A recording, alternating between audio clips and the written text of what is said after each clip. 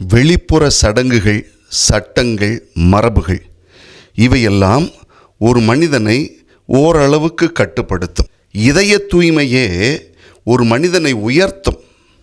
அன்புக்குரிய சகோதர சகோதரிகளே, இன்று தாயாம் திருவை மிகப்பெரிய ஒரு புனிதரை நினைவு கூர்ந்து கொண்டாடுகிறது.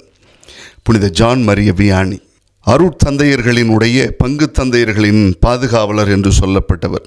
இவருடைய வாழ்க்கையின் பின்னணியிலிருந்து இந்த நாளையும் இந்த விவிலியத்தையும் நாம் யோசித்து பார்க்க தோன்றியது. இயேசு பரிசேயர் மறைநூல் அறிஞர்களோடு ஒரு விவாதத்தில் ஈடுபடுகிறார். கை கழுவாமல் உம்முடைய சீடர்கள் உண்பது ஏன் என்ற விவாதம் வருகிறது. மரபுகளை விட, அதாவது கை கழுவுறது, இதயத்தின் தூய்மையே முதன்மையானது என்பதை இயேசு அவர்களுக்கு காட்டுகிறார். இந்த இடத்துல புனித ஜான் மரிய வியானியையும் கொண்டு வந்து சேர்க்க ஆசைப்படுகிறேன். கல்வி, லத்தீன் மொழி, படிப்பு, பட்டம் இவைகளை எல்லாம் விட உள்ளத்தின் தூய்மை, ஆன்மீக தாகம், இதுதான் அவரை புனிதராக உயர்த்தியது. பியூரிட்டி ஆஃப் ஹார்ட் அப்படின்னு சொல்கிறோமே, அதுதான் இந்த முக்கியமான புனிதனுடைய வாழ்விலை பார்த்தது. கை கழுவுறதுங்கிறது ஒரு சடங்கு, அதுதான் பெருசாக பார்க்கப்பட்டது.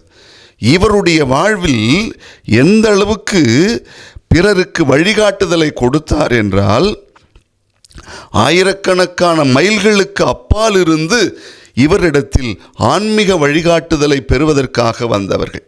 இவர் குருட்டு வழிகாட்டி அல்ல. பரிசேயர்களை பார்த்து இயேசு சொல்லும் போது குருட்டு வழிகாட்டிகளேன்னு சொல்லி திட்டுவார். இவர் எல்லாருக்கும் ஒரு சிறந்த ஆன்மீக வழிகாட்டுதலை கொடுத்தார். 16 to 18 மணி நேரம் ஒப்புரவு அருட்சாதனத்தை கொடுத்து ஒரு கவுன்சிலிங், ஆன்மீக வழிகாட்டுதலை கொடுத்து கொண்டிருந்தார் என்று நாம் வாசிக்கிறோம். ஒருவரது கைகளை விட அவர்களது எண்ணம், சொற்கள், செயல்கள் இவை மேலானதல்லவா? கையை கழுவுனா போதும் அப்படின்னு கூடாது. உன் எண்ணத்தை கழுவு, உன் சொற்களை கழுவு, உன் உள்ளத்தை கழுவு. அதுதான் உண்மையானது, மேன்மையானது, மனிதனை உயர்த்தக்கூடியது. வெறுமனே சடங்கு சம்பிரதாயம் மட்டுமே பார்த்துட்டு இருக்கக்கூடாது. எல்லா சட்டங்களும் அப்படித்தான் இருக்க வேண்டும் என்பது கட்டாயம் அல்ல. ஒரு உதாரணம் ஒன்று படித்தேன்.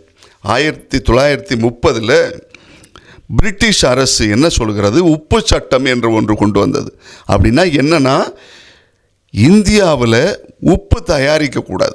அரசு என்ன வரி விதிக்கிறதோ அதை கொடுத்து வாங்க வேண்டும். என்ன விலை மதிக்கிறதோ, வரி போடுகிறதோ அதை செய்ய வேண்டும் என்று. இதை பார்த்த காந்தியடிகள் மிக அற்புதமாக ஒரு விஷயத்தை சொன்னார்.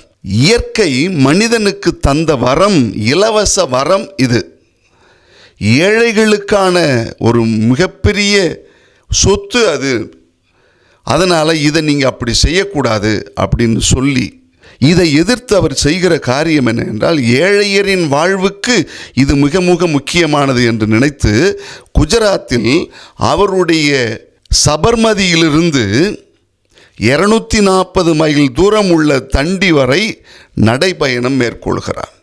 அன்புக்குரியவர்களே, வெளிப்புற சடங்கு, சம்பிரதாயம், சட்டங்கள் எல்லாம் மனிதனை கட்டுப்படுத்துமே ஒழிய மனிதனை உயர்த்துவது தூய்மையான இதயம் மட்டுமே.